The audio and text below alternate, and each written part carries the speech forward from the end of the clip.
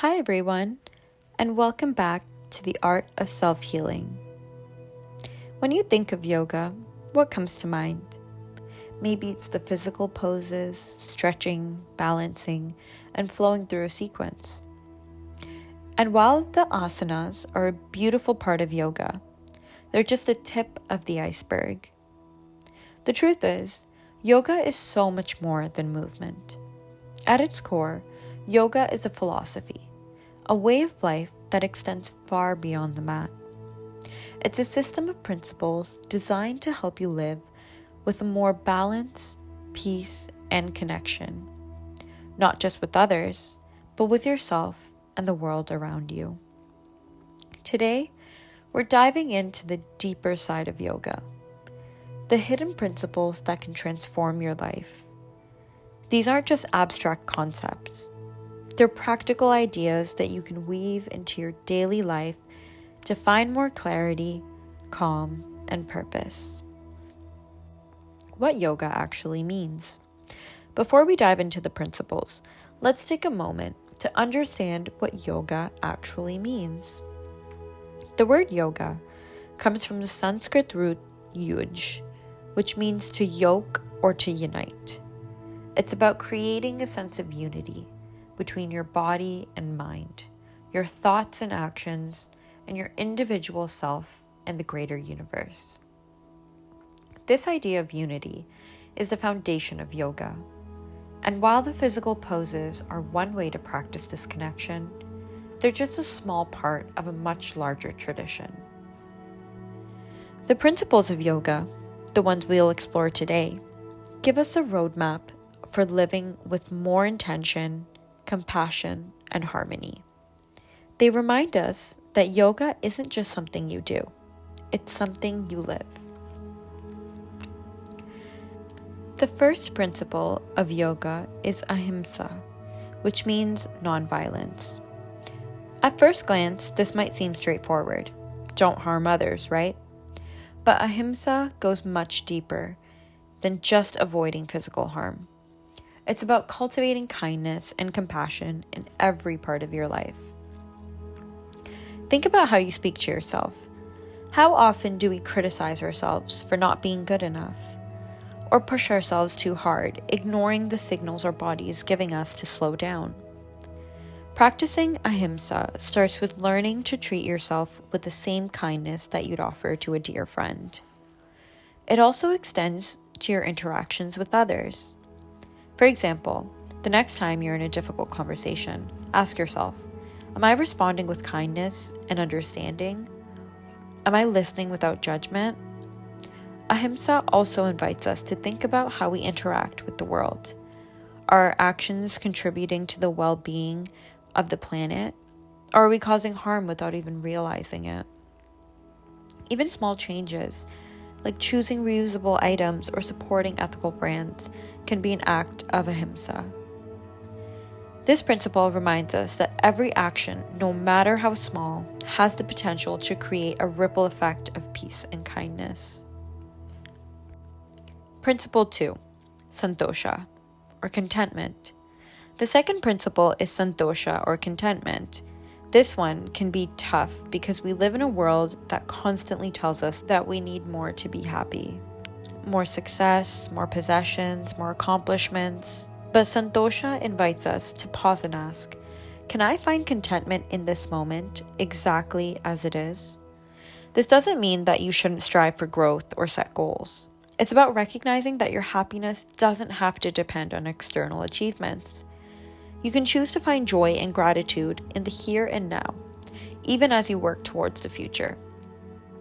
One way to practice Santosha is through gratitude. At the end of each day, take a moment to reflect on 3 things you're grateful for. They don't have to be big. Maybe it's a kind word from someone, the taste of your morning coffee, or the fact that you got through a challenging day. When you cultivate gratitude, you train your mind to focus on the good, even in difficult times. And it's what Santosha is all about. Finding peace and contentment no matter what life brings. Principle 3, Svadhyaya. Next is Svadhyaya, which means self-study. This principle is all about reflection and self-awareness. In our busy lives, it's easy to get caught up in the day-to-day without stopping to ask, why do I feel this way? What patterns or habits might be holding me back? Am I living in alignment with my values? Practicing Svadhyaya doesn't mean being hard on yourself. It's about getting curious and exploring your inner world with compassion and openness. One way to practice this is through journaling. Try setting aside a few minutes each day to write about your thoughts, feelings, or experiences. You might be surprised by the insights that come up when you put pen to paper. Another way to explore self-study is through mindfulness. Take a few moments each day to sit quietly and observe your thoughts without judgment.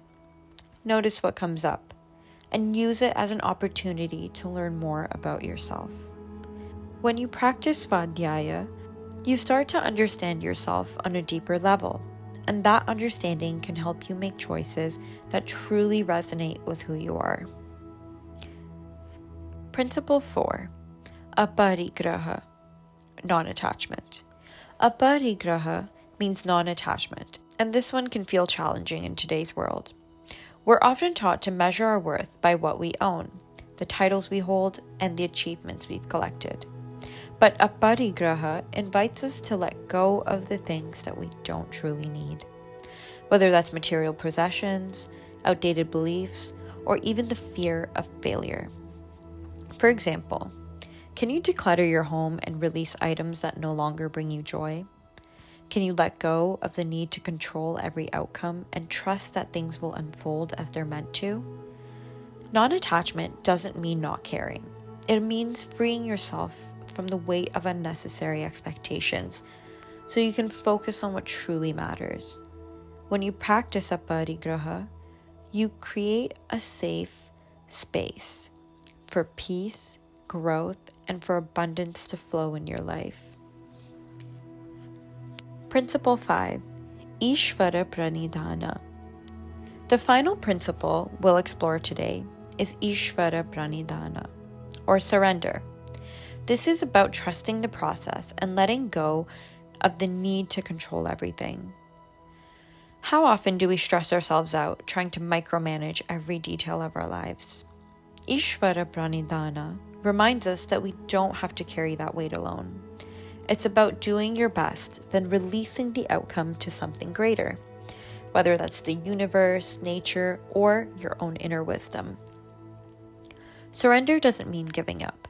It means finding peace in knowing that you've done what you can and allowing the rest to unfold naturally. For example, if you're working towards a big goal, surrendering might mean focusing on the steps that you can take today without worrying about the future. It's about trusting that the path will become as clear as day as you move forward. Now that we've explored these principles, how can you bring them into your daily life? Here are a few ideas. Start your day with a moment of gratitude, or Santosha. Reflect on your interactions with others and look for opportunities to practice kindness, or Ahimsa. Spend a few minutes journaling or meditating to connect with yourself, Svadhyaya. Declutter a small part of your home or let go of a limiting belief, Aparigraha. And at the end of the day, take a deep breath and remind yourself to trust the process, Ishvarapranidhana. These practices don't require any special equipment or extra time. They're simple ways to bring the wisdom of yoga to your everyday life. So, now that we've discussed all of this, you might understand that yoga isn't just about poses. It's a way of living with more intention, compassion, and purpose.